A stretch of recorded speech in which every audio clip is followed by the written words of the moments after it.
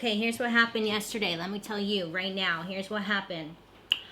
You see. Okay. Hi, how are you today? My name is BaileySarian, and today I'm filming a little mini haul of a very realistic haul, I would say. As some of you may know, that the Sephora VIB Rouge sale happened. So naturally, because Sephora never has a sale, you feel like you have to buy something. So naturally, I loaded up my cart and then remove everything from my cart except for 3 things. So I ended up getting 3 things. Well, 4. I had with the intentions to return one of them. I just wasn't sure about the color. So I'm here to show you what I got. Yesterday I filmed this tutorial, but it turns out that my microphone was not working. It was not on. Awesome. So I will be inserting footage from what I filmed yesterday. Oh, there's hair on my face. The first item that I got is the KÉRASTASE Resistance Serum. So this is for extremely damaged hair. It's supposed to heal and seal the hair, and then also give deep hydration and moisture. I think it was around $34 for the serum. That's not with the 15% off. It has 4.8 out of 5 stars online. I do have 2 other products from this line. The teal, is this teal? Greenish, the greenish line, which is going to help extremely damaged hair. And the reason I got it is because I've had numerous hairstylists recommend this product to me, and every time they've used it on my hair, I really liked it. And I feel like if I've had numerous people recommend it to me, then it must be a good product. So I went ahead and I purchased that. The only thing is, which I didn't see, but in the how to use like description thing, it says that you put the serum from the mid hair towards the end of the hair,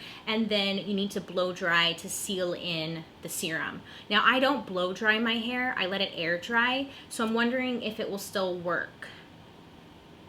So if you are a hairstylist and you use this product, let me know. Can I use this without a blow dryer, or do I have to blow dry my hair? Because I'm not trying to blow dry. These next 2 items I got are the Makeup Forever Lift Concealer. Now I got 2 of them, shades 1 and 3. What kind of like threw me off was that the box with the red on the line on the bottom is their new packaging, and then I have the old packaging here, which does not have the red bottom to it. It had me worry that maybe, I mean, like, how old is this? Did they change the formula? Did they just change the packaging? Is it still good? These go for $26. Online, they have 4 shades. On the Makeup Forever website, they have 5 shades. They used to have a large variety of shades back in the day. I think it's because there's just not a high demand for them. These concealers remind me of the YSL Touche Éclat concealer. If you're looking for a cheaper dupe for that one, I would say definitely check these out. It's more of a light reflector, not so much a concealer that's going to give you coverage.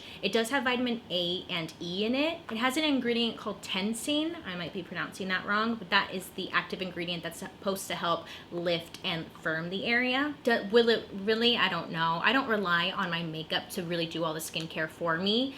You really shouldn't. You should rely more on your skincare to do that. So when I used this product, I liked it. It was pretty on my face. The only thing again was when I look for a concealer, I look for more of something that's going to cover versus just reflect light. So I'm kind of torn on if I want to keep it or not, because it's pretty if I layered it over a concealer to give luminosity, but alone it's not giving me personally the coverage that I want. So if you don't necessarily want a lot of coverage and you want just a very like natural look under the eyes, I would say definitely check out these concealers. Like, they're great for that. But if you're like me and you have hyperpigmentation, you're not going to get a lot of coverage with it. But if you layer it over concealer, it's really nice. So, and I got these 2 shades because I wasn't sure. I liked shade 1 personally because it had more of a peachy tone, so it did color correct a little bit, and I felt like it brightened a lot more. I'm kind of torn if I'm going to keep those or not. And then lastly, I went ahead and picked up this foundation, the DIOR Backstage Face and Body Foundation. I got the shade 2N. This goes for $40, and it has almost 5 stars on Sephora.com. This claims to give you a medium coverage with a matte finish, but a skin-like finish. It's water resistant, sweat resistant, and it's for your face or your body. I picked this one up because I really like the Makeup Forever Face and Body Foundation, and I thought if this is similar to that, but with more coverage, like, ooh, this could be my new favorite. They recommend that you use a flat foundation brush if you want full coverage to apply 3 layers. So when using this foundation yesterday, I applied 3 layers. Okay, wait, I applied 2 layers at first, and I was really liking how it looked on the right side of my face. Like, it looked really pretty. It had a matte finish. It didn't look dry or cakey or makeup-y, but on my forehead it was starting to separate, you know, when makeup just separates, and on my nose it was flaking.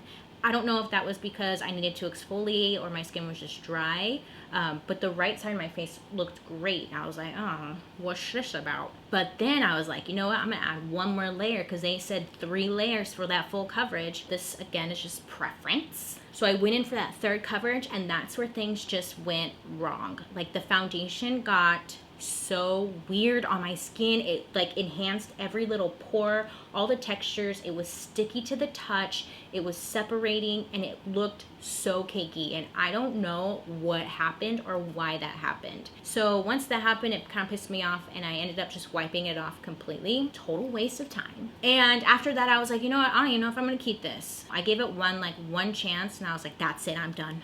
Throwing in the towel. I'm not sure. Maybe I'll give it 1 more try. We'll see, I guess.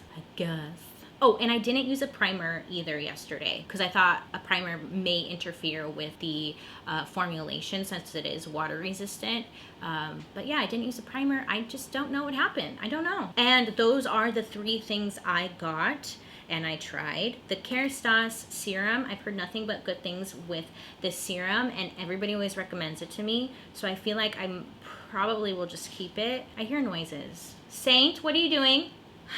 Yeah, I didn't need anything, okay? I didn't need anything, so that's why I didn't get a lot. I know people show up here. I spent $2,000 at Sephora. Yeah, I wish I could, okay? But let me know, did you guys get anything at the Sephora VIB discount thingy? Do you recommend anything? Is there something I should exchange these products for?